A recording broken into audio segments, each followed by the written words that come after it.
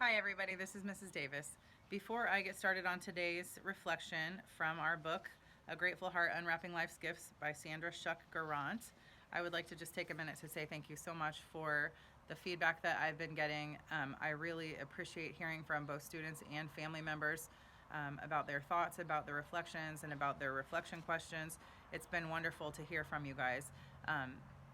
I really have enjoyed reading these reflections and sharing them with you, and discussing the questions with my own family. And I'm so thankful that I've heard back from a lot of you that you are enjoying them too. So thank you so much for taking the time to do that. And again, you don't have to answer the questions back to me on Jupiter at all. If you would like to, I would love to hear from you. If you would like to share your thoughts or something special from your family's discussions, that'd be fantastic. But please don't feel like you have to. I know that we all have a lot going on, and we really just want to share these daily reflections with you as a place for you to connect with your families and share with them. So today's reflection is called Family. And again, I just want to remind you that I'm reading from this book that the lady has written. And so today she's talking about her children and being a stay-at-home mom. And I think it's really interesting given our different perspective now than we may have had we read this book 6 months ago, since we're all sheltered in place and teaching our kids at home and really helping them with their e-learning. I think that this is going to come to us with a much different perspective than hopefully 6 months from now it will, or 6 months before now. So anyway, here it is. It's called Family. When God says that children are a blessing, He means it. Our children are living gifts from God. He has the audacity to entrust parents with His future saints. Mothers and fathers need to understand this awesome responsibility and the joy that it brings. Do we appreciate our children as living gifts, or do we start to think of them as financial black holes sucking up all of our resources? Children cost us a lot more when we don't enjoy them as living gifts from God. Parenthood means taking care of God's future saints because they are immortal. Let the stock market crash, let design fashions come and go and come again. Even if the sun doesn't rise tomorrow, God's saints will. Okay, I know it isn't chic to be a full-time mother, but I'm going to enjoy God's audacious trust in me and put some energy into bringing up His saints. I usually sign my occupation as Lady of Leisure. I have the time to let daily life challenge me. I'm not just a housekeeper, but a manager of immortality. Training little saints in the way they should go requires long and short-range planning. God's own storehouse of creativity, self-knowledge, psychological needs assessments, negotiation, organization, and one decision after another. When home becomes a productive training ground instead of a pit stop between real life, more women and men will probably come home. My motto is not another day, another dollar, but my saints, you're getting bigger.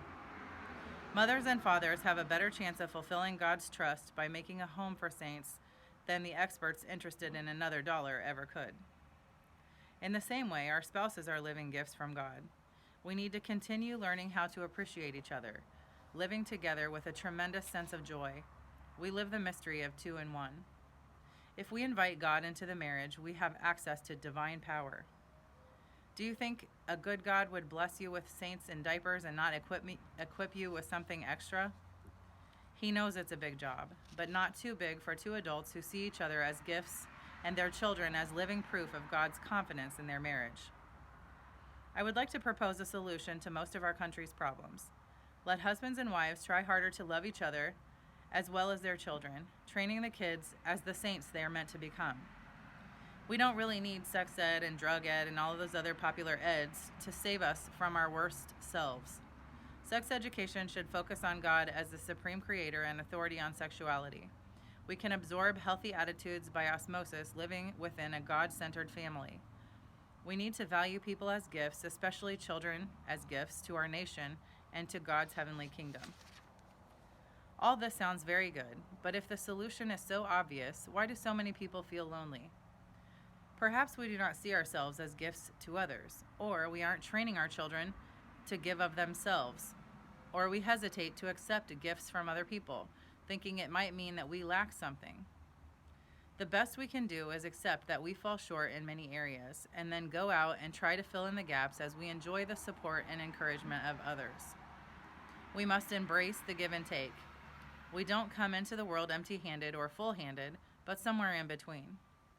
As we train our children and love our spouses, they will also be training us in sainthood. The human race continues.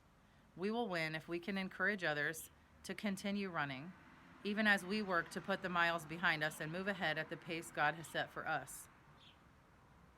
A long, steady run that we can all participate in gives us a definite joy. We need others around us to remind us that living life together enriches us all. I hope you enjoyed that reflection for today, and I will post the To Think and Pray About questions that you guys can discuss on Jupiter in just a little while. So I hope you're enjoying this wonderful day. It sounds like we're going to have rain Tuesday, Wednesday, and Thursday maybe. Maybe they're wrong. But anyway, if you can, get out and enjoy the day today. And I will look forward to speaking with you again soon.